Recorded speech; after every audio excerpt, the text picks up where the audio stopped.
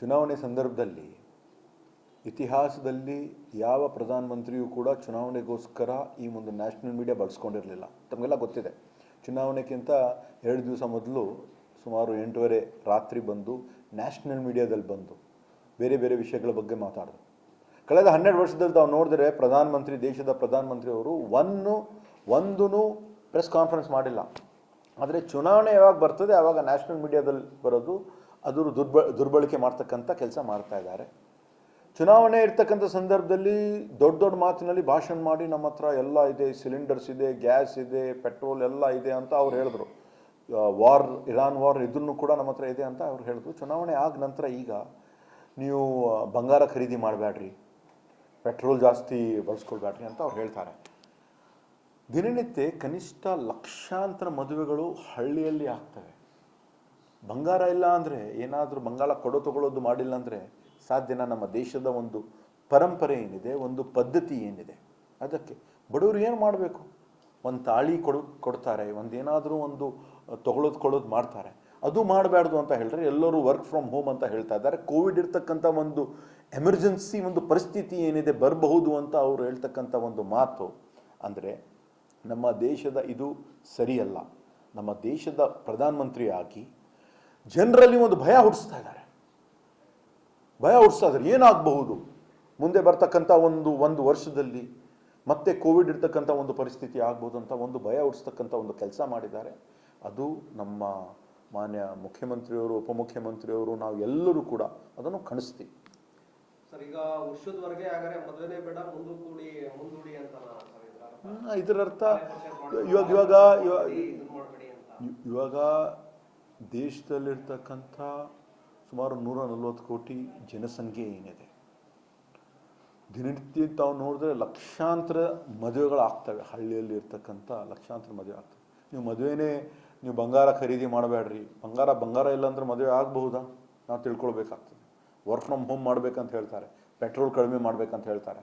ಅವ್ರ ಜವಾಬ್ದಾರಿ ಇಲ್ವ? ಇದು ಇರಾನ್ ಇಸ್ರೇಲ್ ವಾರ್ ಆಗೋಕ್ಕಿಂತ ಮೊದಲು 3 ದಿವಸ ಮೊದಲು ಅವ್ರು ಇಸ್ರೇಲ್ದಲ್ಲಿ ಇರ್ತಾರೆ. ಅವ್ರಿಗೇನು ಮಾಹಿತಿ ಇರಲ್ವಾ?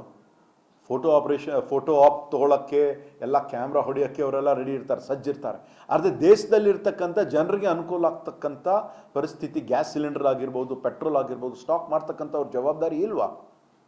ಇವಾಗ ಜನರಿಗೆ ಇವರು ಈ ಥರ ಕೇಳ್ತಾ ಇದ್ದಾರಂದರೆ ಅವ್ರು ಏನು ತೋರಿಸ್ಕೊಡ್ತಾ ಇದ್ದಾರಂದರೆ ಅವರು ಸಂಪೂರ್ಣವಾಗಿ ವಿಫಲರಾಗಿದ್ದಾರೆ.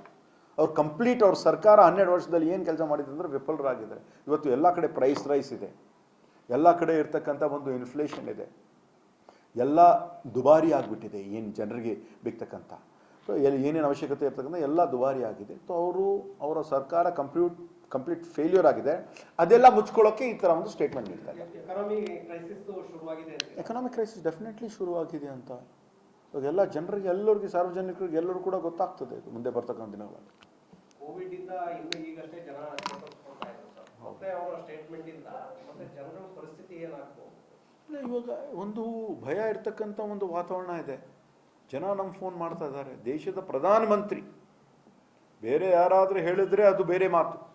ದೇಶದ ಪ್ರಧಾನಮಂತ್ರಿಯಾಗಿ ಇಂತಹ ಮಾತಾಡಿದ್ರೆ ಸಾರ್ವಜನಿಕರಲ್ಲಿ ಅವರು ನಂಬ್ಕೊಂಡಿದ್ದಾರೆ.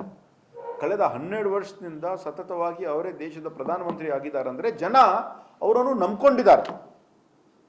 ಒಬ್ಬ ಆಧಿಪತಿ, ಒಬ್ಬ ಮುಖಂಡ, ಒಬ್ಬ ನಾಯಕ ಈ ಥರ ಒಬ್ಬ ಮಾತಂತ ಹೇಳ್ತಾ ಇದ್ದಾನಂದರೆ ಇಡೀ ದೇಶದಲ್ಲಿ ಒಂದು ಭಯದ ಒಂದು ವಾತಾವರಣ ಸೃಷ್ಟಿಯಾಗಿದೆ.